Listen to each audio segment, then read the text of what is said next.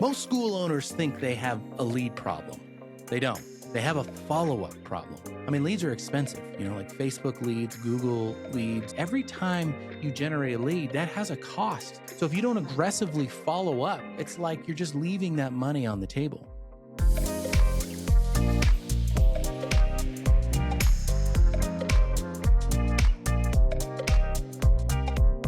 A hot lead should never be ignored.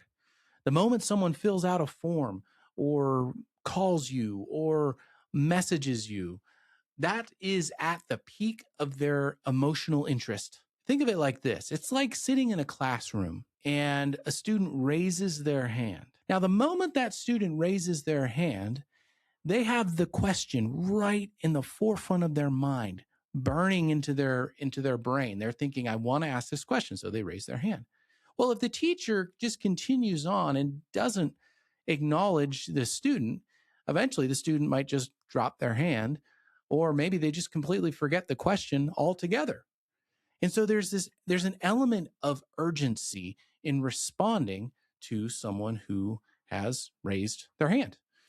And so the prospect is like that. When they call you, when they message you, when they reach out to you, they're raising their hand. They want to be acknowledged. They want you to respond to them. And if you don't respond to them, at least in a timely manner, then they're thinking this question they have, which is about music lessons. They might be picturing their child wanting to take lessons. They might be thinking about like what lessons are like, what your school is like, all of those questions that are in their mind because they're raising their hand. Eventually, they're going to put their hand back down if you don't respond to them or follow up with them, and they'll forget. They'll move on. Their interest will decrease over time. So there's this idea of follow-up that is tied directly to a conversion event. So if you don't follow up, then you're going to have a difficult time. Now, here's a couple of things, a couple of tips I want to go through. Manual follow-up does not scale. You cannot rely just on sticky notes. Cannot rely on, I'll call them tomorrow. You cannot rely on your memory. Tomorrow, after I get that stuff done, I'll call them. I'll remember, If you don't have a system, as you grow, your conversion rate will start to drop. Because one of the things that happens as you grow and the longer you establish yourself in your business, your leads will increase for multiple reasons. Usually this has to do with, word of mouth. Your brand continues to expand. People in your school tell others. So, your referrals increase. Just over time, the longer you're in business, your leads will increase. And if you don't have a system to nurture and follow up with those leads, your conversion rate will start to drop. And what that'll do is it'll create a ceiling for your growth. You can't scale. Without automation, you miss people. Without automation, you follow up, but you follow up inconsistently. Without automation, you leave money on the table because you just simply can't keep up with it all, right? And maybe you can relate to this. It's like, it's not that you don't want to follow up with people. It's that there's just only so many minutes in the day that you can get all of these tasks done. And keeping it all in your head is not scalable. Another issue that I've found a lot of music school owners have is they have this fear of bothering people. And this is where most music school owners that have this fear, this is really a big mistake. The thought is, well, I don't want to be annoying. Or it's like, well, if they were really interested, they'll reach out to me. They'll call me back. And the truth is, no, they won't. They're busy. Remember, they forget. They drop their hand because they haven't been followed up with. People need reminders. We live in a noisy culture, and it's hard for people to keep that idea that they want to take lessons with you at the forefront of their mind. Here's a good way of thinking of it. You should follow up with people until one of two things happens. One, they enroll, they sign up. Or two, they tell you to stop following up with them, right? But you don't want the third option. The third option is the worst option of all. No response, silence, right? You actually, that's the worst. It's better that somebody unsubscribe or tell you stop emailing me or stop calling me, because then you have an answer, right? But the fear of bothering people can sometimes keep you from going to that next level of follow-up. It'll really keep you from that, from getting more of those signups. Because the truth is, if they unsubscribe, then great. Now you know. Now you have an answer. The next thing is the way that you communicate, like the way you follow up with people should be in a multi-channel way. So the multi-channel follow-up always wins the day, right? Email alone is weak. Phone calls alone are weak. Even text messages are better, but they're not enough, right? But you put it all together, all of those channels together, and I would include direct mail in there. All of that is very, very effective. It's very powerful because you're trying to cut through the noise. You're trying to get through so that these people have an opportunity to respond to your follow-up. So email is great, text, phone calls, even direct mail. People will respond differently to different channels. Like some people still will talk on the phone, and that's the only way they want to actually communicate with you, right? Believe it or not, there are some people, there's other people where they'll only text message. They won't answer a call, right? But if you are only texting or you're only doing phone calls, right, with your follow-up, then you're going to miss out on a chunk of people that just simply will not communicate through that channel. So make sure that your communication is in all of those channels. Very, very important. It's not an either or. It's an all of the above approach. Listen, if a lead cost you $20 to $40, let's just say, and you lose half of them because you haven't been doing a great job following up, you're essentially doubling your marketing cost without even realizing it. So if you want to really increase your revenue, then you can just simply better your conversion rate by following up more aggressively. And now you don't have to spend as much money on ads. Now you don't have to run as many campaigns. The fortune's not in the leads. The fortune is actually in the follow-up. That is the truth. So, okay. So now we know that how important follow-up is. So the next logical question is, well, then what does a good follow-up system look like, David? Like, how do I set up a good system to where I can follow up with these prospects, these leads that I'm getting? So the first point I want to make is a good follow-up system is immediate. So a good follow-up system responds to your prospects within minutes, like right away, immediately. It's not like, well, when my staff gets around to it or when I get around to it or whenever, right? They get a response right away. They feel acknowledged. They get answers.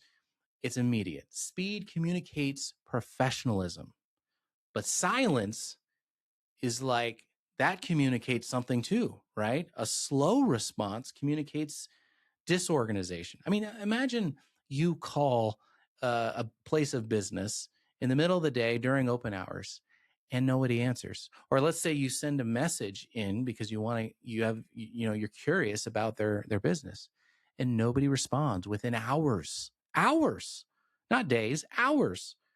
What are you going to do? Likely your hand is going to start coming down and you'll just move on. You'll move on to the next person that will answer your question when you raise your hand. Very important. That's why I say, number one, your follow-up system needs to be immediate, within minutes. Number two, it's structured. It's not random. So this is not like, I'm going to send an email and hope, or I'm going to call and then just give up. Or, I'm going to text just when I get around to it. A real system has a defined sequence, a defined timeline, a defined number of touches. It's all thought through in advance. It's predictable. It runs the same way every time with every lead. It doesn't depend on your mood or how busy you are or even how big or small your school is. The system is the solution. So that's number 2. Number 3, it's multi-channeled. So a strong system doesn't rely on one method of communication. I mentioned this earlier about how you want to avoid just going with a single channel of communication, like texting or email or whatever. But it combines all of them. So it's a multi-channeled follow-up approach.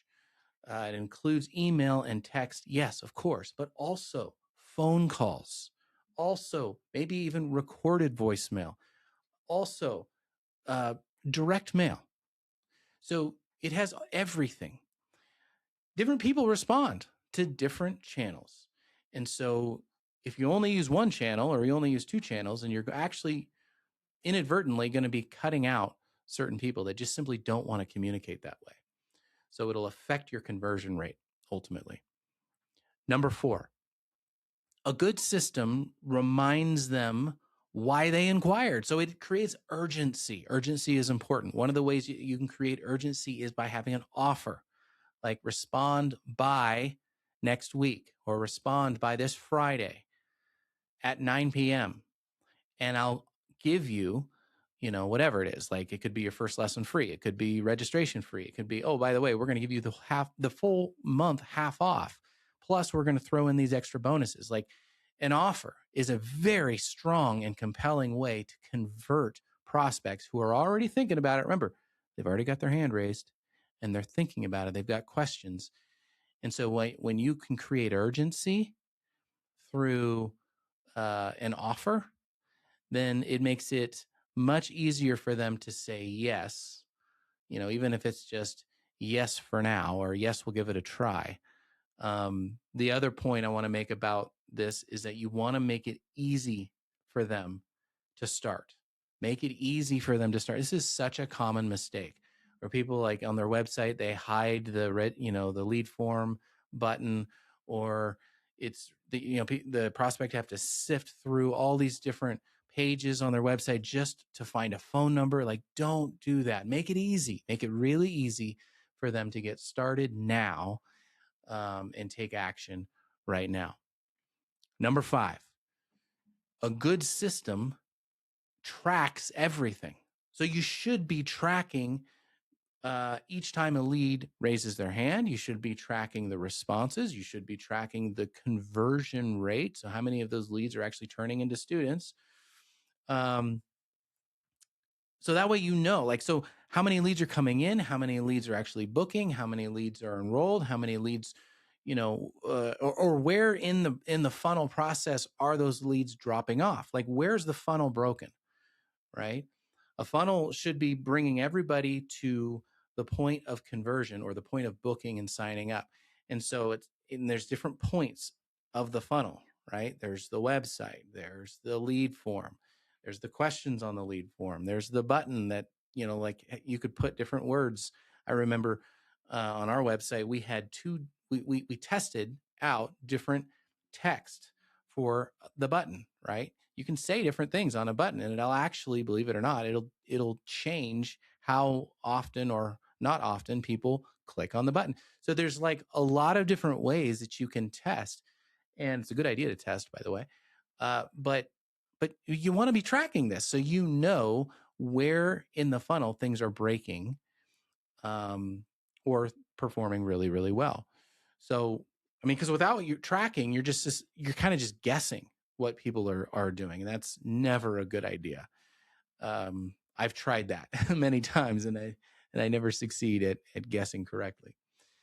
Number 7, and this is very important, the system runs without you. The system runs without you. I mean, this is really the mark of maturity as a business owner, when you can take a step back and say, things are happening, my system's working, my business is growing, and I'm not at the helm of pulling all these levers and making this happen. If your follow-up system depends on you remembering, you being in the office answering the phones or the messages, you feeling motivated or not motivated, that's not a system. A true system runs when you're teaching, when you're out to dinner, when you're on vacation, even when you're sleeping. That's a true system. That's how you can scale, because it doesn't require you to be pulling, like I said, pulling all the levers. So remember, you probably don't need more leads. You need a predictable, reliable, repeatable, and automatic system that works harder than you do. So if you can do this, you can scale your school.